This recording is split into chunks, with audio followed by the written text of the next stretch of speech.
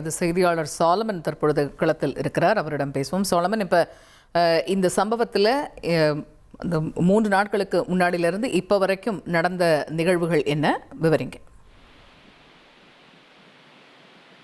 சென்னை பெரம்பூர் ரயில் நிலையத்துல கடந்த 3 நாட்களுக்கு முன்னதாக ஒரு பிளாட்ஃபார்ம்ல ஒரு தலை மற்றும் கால் கை வெட்டிய நிலையில ஒரு சடலமானது மீட்கப்பட்டிருந்தது. குறிப்பாக அது ஒரு ஆண் சடலமாக மீட்கப்பட்டிருந்த நிலையில தலை மற்றும் கால் இல்லாததால போலீசாருக்கு ஒரு சிரமத்தையே ஏற்படுத்தியது. குறிப்பாக பெரம்பூர் ரயில்வே போலீசார் சந்தேக மரணம் என்ற பிரிவின் கீழே தான் இந்த வழக்கு பதிவு செய்து மொத்தம் 8க்கும் மேற்பட்ட தனிப்படைகள் அமைத்து தீவிரமாக தேடி வந்தனர். குறிப்பாக இந்த வழக்குல என்ன மாதிரியான கோணங்கள்ல பல்வேறு டிஎன்ஏ டெஸ்ட் உள்ளிட்ட பல்வேறு கோணங்கள்ல இந்த விசாரணையானது மேற்கொள்ளப்பட்ட போதிலும் அந்த குற்றவாளிகளை கண்டுபிடிப்புல மிகுந்த சிரமமானது ஏற்பட்டது. இதனால சட்டம் ஒழுங்கு போலீசாரிடமும் இது தொடர்பாக அவர்கள் உதவியை நாடினர்.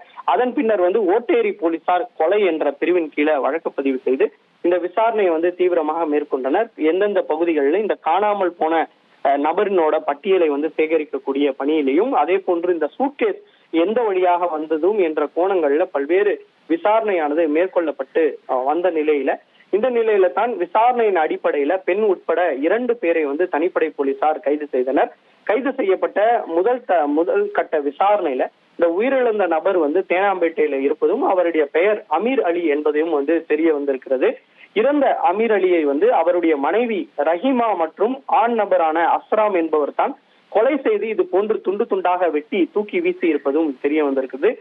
குறிப்பாக அந்த கொலை செய்யப்பட்ட அமீர் அலி மற்றும் அவரது மனைவி ரமீமா இருவரும் சென்னையில இருக்கக்கூடிய பிரபலமான தனியார் மருத்துவமனையில அவர்கள் சிகிச்சைக்காக வரக்கூடிய வடமாநிலத்தவர்களுக்கு இந்த உறவினர்கள் தங்குவதற்கு ஏற்பாடுகள் செய்யக்கூடிய வேலையை செய்து வந்ததும் தெரிய வந்தது. இந்த கொலை செய்த மனைவி ரஹீமாவிடம் விசாரணை மேற்கொண்டதுல கொலை செய்தது ஏன் என்ற வாக்குமூலத்தையும் அவர் அளித்தார். குறிப்பாக இந்த வாக்குமூலத்துல பல்வேறு திடுக்கிடும் தகவல்களும் வெளியாகி இருந்தது.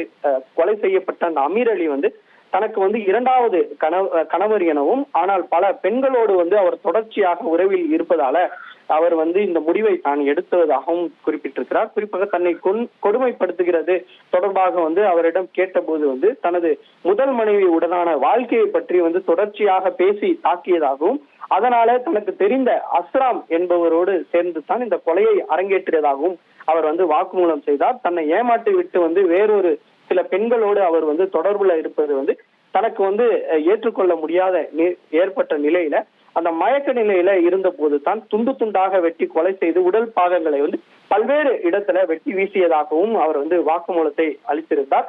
தன்னை ஏமாற்றி கொடுமைப்படுத்தி விட்டு பல பெண்களுடன் அவர் உறவில் இருந்த கணவரோட ஆண் உறுப்பையும் ஆத்திரத்துல வெட்டி வீசியதாக அவர் தெரிவித்திருந்தார். எங்க வெட்டி வீசியது என்பது குறித்து விசாரணை மேற்கொண்ட போது தான் குறிப்பாக அந்த கை மற்றும் தலை உள்ளிட்ட இடங்கள்ல சில இடங்களிலும் அதே போன்று தலை செங்கல்பட்டுல இருக்கக்கூடிய ஒரு ஏரியில தூக்கி வீசியதாகவும் அவர் வாக்குமூலத்தை அளித்திருக்கிறார்.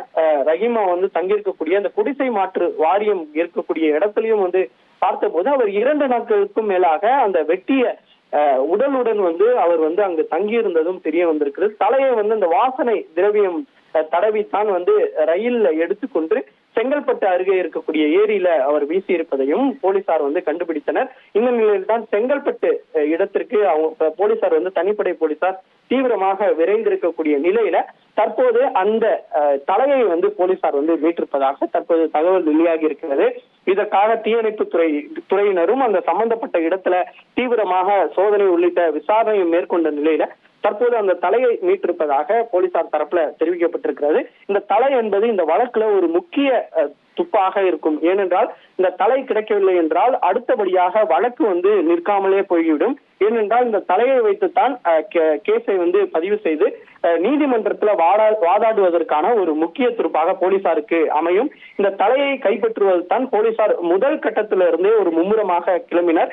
ஏனென்றால் இந்த தலையை வைத்துத்தான் தற்போது அடுத்த கட்டமாக நீதிமன்றத்துல 2 தரப்புலையும் தரப்பு வாதங்களையும் முன்வைக்கும் போது இந்த தலை உள்ளிட்ட அந்த இடங்கள்ல இருக்கக்கூடிய அந்த என்ன மாதிரியான அதுல தடயங்கள் இருக்கிறது, தாக்கியதற்கான தடயங்கள் அனைத்துமே அந்த தலையில இருக்கும் என்பதால அந்த தலையை வைத்துத்தான் இப்ப பிரேத பரிசோதனைக்காக அடுத்த கட்டமாக மருத்துவமனைக்கு கொண்டு செல்வார்கள். அந்த மருத்துவமனையில இருக்கக்கூடிய மருத்துவர்கள் கொடுக்கக்கூடிய அந்த ஷீட்டை வச்சுத்தான் அவர்கள் அந்த பிரேத பரிசோதனை அறிக்கை வைத்துத்தான் அடுத்த கட்டமாக அந்த நீதிமன்றத்துல அவர்களுக்கு தண்டனை வாங்கி தரக்கூடிய நடவடிக்கையில போலீசார் தீவிரம் காட்டுவார்கள்.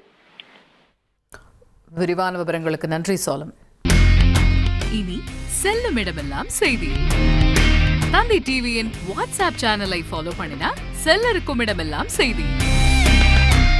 இதோ QR கோட் இப்பவே ஸ்கேன் பண்ணுங்க, ஃபாலோ பண்ணுங்க.